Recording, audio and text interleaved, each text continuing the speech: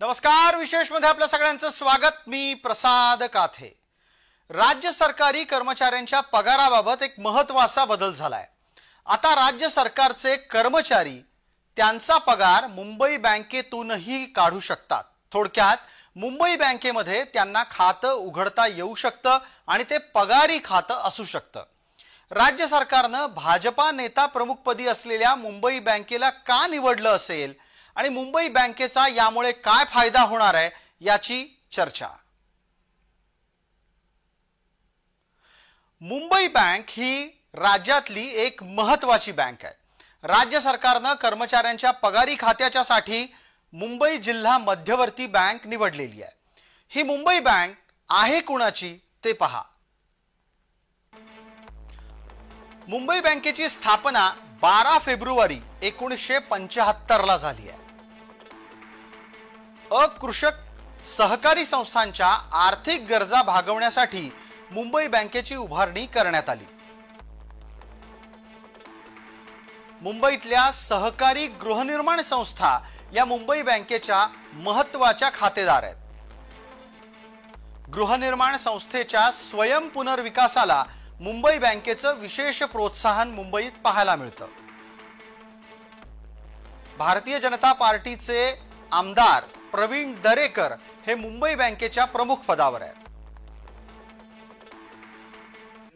विरोधकांसारखंच बोलणार आणि त्यांचं आमच्या बँकेवर खूप प्रेम आहे, परंतु बँक ही निकषावर चालते।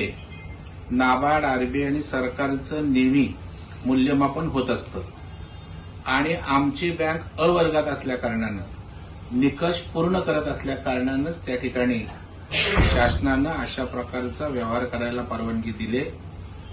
आणि मुंबई बँकेचं विशेषता ही आहे की सरकारच्या सगळ्या प्रकल्पात योजनांमध्ये कुठलीही जिल्हा बँक त्या ठिकाणी सहभागी ज्या प्रमाणात झाली नाही तेवढी मुंबई बँक झाली। जी मुंबई बँक आत्ताच्या भारतीय जनता पार्टी प्रणित महायुतीच्या सरकारमध्ये लोकांची अर्थातच सरकारी कर्मचाऱ्यांची पगारी खाती मिळवण्यात यशस्वी झाली आहे, ती मुंबई बँक याआधी काही काळ वादात सापडली होती।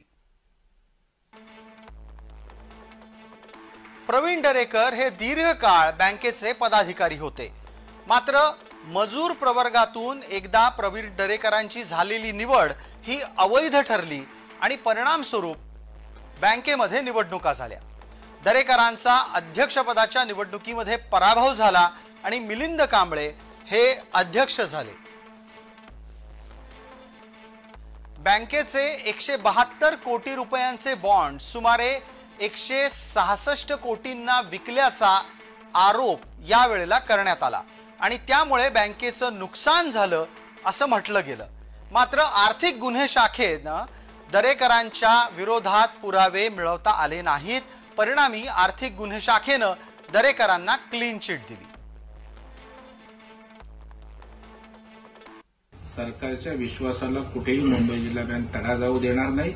आणखी गतीनं सरकारी योजना, सरकारी प्रकल्पाला आम्ही सहकार्य करू आणि मुंबईकरांच्या सर्वसामान्यांसाठी ताकदीनं बँक काम करेल।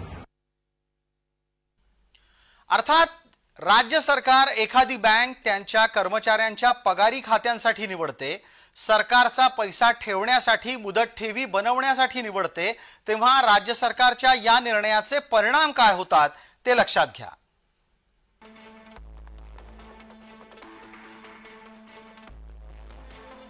राज्य सरकारच्या कर्मचाऱ्यांना मान्यता प्राप्त बँकेमध्येच पगारी खातं उघडता येतं।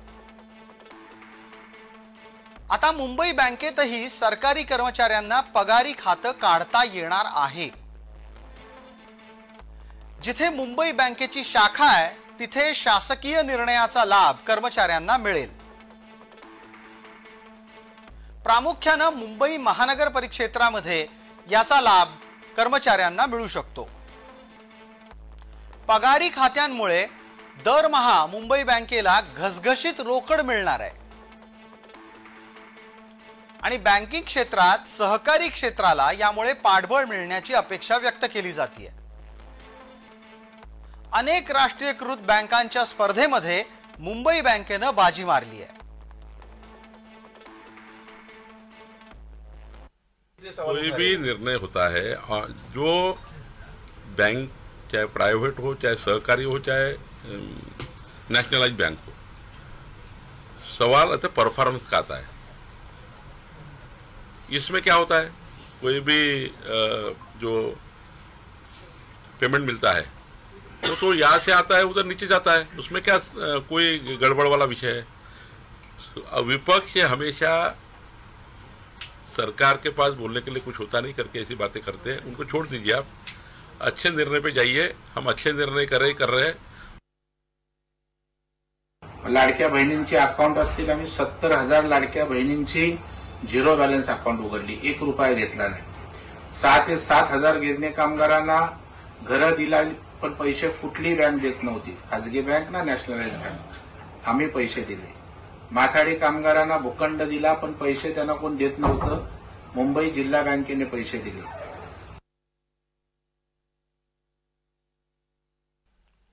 विशेष या भागामध्ये तुर्तास इतकंच। आपण पाहत रहा फक्त जय महाराष्ट्र।